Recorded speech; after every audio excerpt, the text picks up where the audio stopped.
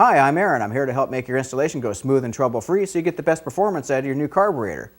Well, before we get started, let's make sure you get the right size carburetor for your engine. We wouldn't want to take an 850 and put it on, say, a 289 or 302 Ford, and we probably wouldn't want to take a 500 CFM and put it on like a 502 Chevy.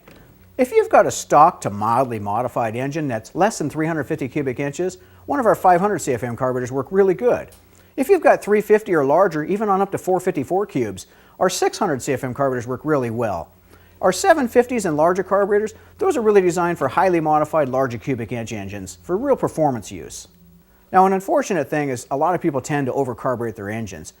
And what that results in is a doggy engine off the line, poor gas mileage, and really bad throttle response. We want to help you avoid that. Well, let's look at some items that you might need that you might not have thought of. First, we'll start off with fuel filters. This one right here fits both fuel lines, both 5/16 and 3/8. It's a handy little item to have. We also have a universal fuel line kit, and what's in here is some basic fuel line, a fuel filter, you've got some brass fittings and some hose clamps. So just a nice all-around general kit for your install. If you really want something fancy, we do have nice chrome steel fuel lines with a really nice anodized fuel filter here that uses the AN fitting, so if you're using braided steel line, this is the kit to get. We also have a braided steel line kit that you can purchase. This one right here connects from the fuel pump right on up to your fuel line. Another handy item to have. For those of you that like chrome, we have the chrome fuel filter, and this is also for braided steel line. And for those of you that are installing on a General Motors vehicle, we have this really nice chrome bracket here. What this is for is the kickdown cable and your throttle cable. We also have the kickdown lever for the Ford applications and for Chrysler applications. Helps make your install much easier. A lot of cars have air conditioning. When you have air conditioning, a lot of them have idle stop solenoids. And this is an idle stop solenoid kit that we sell. If you're going to replace the carburetor, it's a good idea to replace your idle stop solenoid too at the same time. Also, when you're installing on a General Motors vehicle, like an early vehicle, a lot of those are quadrajet carburetors. And if you're replacing a quadrajet carburetor with one of our Edelbrock carburetors, you want to be sure to get our adapter plate to go from a square bore to a quadrajet manifold. Now, another item to consider would be one of our signature fender covers. This just protects your paint from getting scratched or chipped while you're working on the car. Now, as far as tools go for a carburetor installation, pretty basic. All you really need is just a typical ratchet with an extension and a 1/2-inch socket. Of course, you're going to need a couple of screwdrivers for doing the adjusting and tuning, standard size and maybe a small one also. A gasket scraper might come in handy. That's only if you got the gasket that's stuck to the manifold or if you have a little carbon on the old manifold that you want to get off. And a nut driver comes in handy for tightening and loosening hose clamps. Of course, you can use a screwdriver for that also, but a nut driver just ensures that it doesn't slip off the hose clamp and get you right in the knuckle. Before we get started, let's get familiar with some of the features and parts of the carburetor. This is your typical 1406 600 CFM carburetor. We can tell that because right up front here, there is a 1406 right in the corner here. What that tells us is the part number, and we can look that up and that'll tell us what size the carburetor is. This is a 600 CFM with an electric choke. So we're just going to kind of go around the carburetor here and see everything. We have the throttle linkage over here. This will hook to your throttle cable or your throttle assembly in the car. This is the idle speed screw right here for your normal idle setting. Up underneath here, we have the high-speed idle screw, and what that's for is setting the high speed, like in the choke in the morning when it's running fast in the morning to warm the vehicle up. That's what this adjusts. We come back to the front.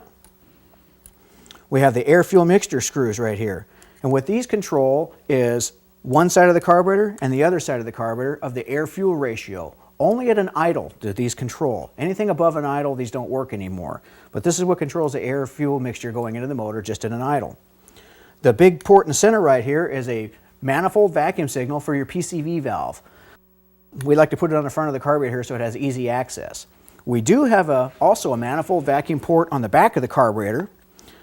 We also supply you with a plug for this, but this is also for like power brakes or anything like that. We don't recommend the back being used for PCV valve. We'd rather have you use the front. So if you're only going to use a PCV valve, we'll go ahead and plug this off. Go back up to the front. We also have two other vacuum ports on the front. This is a little bit slightly higher than this one. If you see the height difference, this one's up a little bit. This one's above the throttle plates, and what that means is this is ported, or what sometimes is called timed vacuum. Most distributor vacuum advances use ported or timed vacuum. So most of you would be plugging your distributor, if you use a vacuum advance, into this port right here. This one right over here is manifold vacuum. This would be used for your automatic transmission to go down to your modulator valve. If you don't have an automatic transmission, a lot of times that'll get plugged off.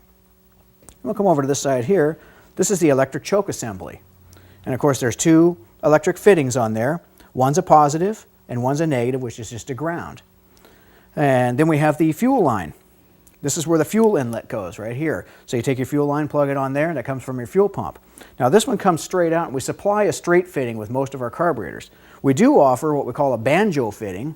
This is a 90-degree banjo fitting. And what this does, instead of the fuel line coming straight off, it'll come also down so you can route your fuel line up in a different way. We just offer unique things like this for different applications. Now also included with your carburetor should be a little plastic bag, and inside the bag should be an owner's manual. And this owner's manual has all kinds of tuning tips and calibration and pretty much all the information you need to know about your carburetor.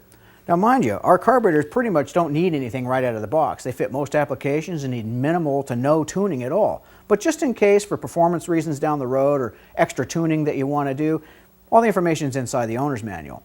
Also included in that same little bag, we have some vacuum fittings down here in case you got to tee off and go to other vacuum accessories. We have a plug in the back, a 1/4-inch pipe plug. That's for the back of the carburetor. If you don't need that vacuum port, go ahead and plug it off. We also have some vacuum plugs for the front. If you don't have an automatic transmission or you don't have vacuum advance, you can plug the vacuum ports off in the front. Being that's an electric choke, we supply you with a wire, the ground wire, and a hot lead to activate the electric choke. Of course, we also give you the ball linkage right here to go on your throttle linkage to hook up to certain types of throttle cables and throttle linkages. And then we also include the gaskets. We give you one for the top of the carburetor and one for the base plate for mounting. And then last but not least, we give you the little stud right here for your air cleaner. And you can just cut this to size and put your air cleaner on. Our carburetors, for the most part, come out of the box ready to go with little to no adjustment needed.